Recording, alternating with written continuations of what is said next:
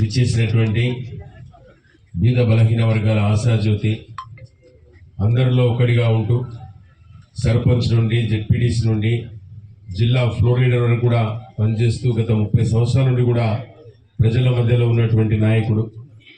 అందరికీ ఈ గ్రామాల్లో ఈ మున్సిపాలిటీలో ఎలాంటి సమస్యలు ఉన్నా కూడా ఆల్రెడీ అనుభవతున్నటువంటి వ్యక్తి, ఈరోజు ప్రజల మధ్యలో ఉన్న వ్యక్తి ఈరోజు ఎమ్మెల్యేగా ఎన్నుకోవడందుకు మీ అందరికీ కూడా ప్రత్యేక ధన్యవాదాలు తెలుపుకుంటూ మెజార్టీనిచ్చి వారిని ఆశీర్వదించినందుకు మీకు అందరికీ కూడా చేతులు జోడించి పాదాభివందనాలు చేసుకుంటున్నాం. ఎందుకంటే ఒక ప్రజా వ్యక్తిగా ప్రజల మధ్యలో ఉన్న నాయకుడు మన మధ్యలో ఉంటే ఖచ్చితంగా ప్రజల సమస్యలు తీసేటటువంటి వ్యక్తి, ప్రజా సమస్యలు తీసినటువంటి వ్యక్తి మనకు కావాలని అనుకున్నాం. మీరందరూ కూడా ఆశీర్వదించి భక్తాల నియోజకవర్గంలో 17,000 మెజార్టీతో తీసుకొచ్చి వారిని ఆశీర్వదించిన మీ అందరికీ కూడా ఈ 5 సంవత్సరాలు మీకు రుణపడి ఉంటాం. మీ సేవకే ముందరుకుంటాం. ఈనాడు ఇచ్చేసినటువంటి మా అన్న వాకిటి శ్రీ అన్న గారికి, మరియు మున్సిపల్ చైర్పర్సన్ చెల్లెలు గాయత్రమ్మ గారికి, మరియు విజయభాస్కర్ రెడ్డి అన్న వైస్ చైర్మన్ గారికి, మరియు వేదికలు నిర్వహించిన అందరూ కూడా ప్రజాప్రతినిధులందరికీ కూడా నమస్కరిస్తూ, సర్పంచ్లకు అందరికీ కూడా, కౌన్సిలర్ అందరికీ కూడా నమస్కరిస్తూ చెప్తున్నాం.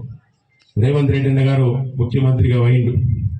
ఖచ్చితంగా ఒక వినూత్నమైనటువంటి కార్యక్రమం తీసుకోవాలి. ఎంఆర్ఓ దగ్గరికి, కమిషనర్ దగ్గరికి, మున్సిపల్ చైర్మన్ల దగ్గరికి, కానీ అనేక కౌన్సిలర్ దగ్గర కూడా ఈ కౌన్సిలర్ మాకు పనిచేయలేదు, ఈ మున్సిపల్ చైర్మన్ పనిచేయలేదు, ఎంఆర్ఓ పనిచేయలేదు, ఎంపీడీఓ పనిచేయలేదు అనేటువంటి ఆలోచన లేకుండా వాళ్ళందరూ కూడా మీ దగ్గరకు వచ్చి మీకు ఏదైతే 6 గ్యారెంటీలు రాష్ట్ర ప్రభుత్వం ఇచ్చిందో ఖచ్చితంగా ఆ 6 గ్యారెంటీల్లో 2 గ్యారెంటీలు తీర్చడం జరిగింది. 4 గ్యారెంటీల గురించి కూడా మీ దగ్గరకు వచ్చినటువంటి ప్రజాపాలన. ఆనాడు వైఎస్ రాజశేఖర రెడ్డి గారు ఏదైతే అచ్చబండ కార్యక్రమం పెట్టిండు, ఆనాడు వైఎస్ రాజశేఖర రెడ్డి ఏ విధంగా అయితే ఆ రోజు కాంగ్రెస్ ప్రభుత్వం పరిపాలన జరిగిందో అదే విధంగా రేవంత్ అన్న వారి యొక్క దీవెనలతో, ఆశీస్సులతో ముఖ్యమంత్రి అయ్యిండు. ఖచ్చితంగా మీ సమస్యలను ఖచ్చితంగా తీరుస్తాం. ఈ యొక్క మున్సిపాలిటీలో ఉన్నటువంటి అనేక ప్రాంతాల్లో కూడా ఈ గ్యారెంటీకి సంబంధించింది ఖచ్చితంగా మీ ఇంటికి వచ్చి సర్వే చేసి మీకు ఇస్తారు. 6 తారీఖు మాత్రమే కాదు, మీకున్నటువంటి సమస్యల్ని 6 తారీఖు తర్వాత కూడా మీరు అప్లికేషన్ ఫామ్లు తీసుకోవాలి. అధికారులందరూ కూడా ఖచ్చితంగా ఈ యొక్క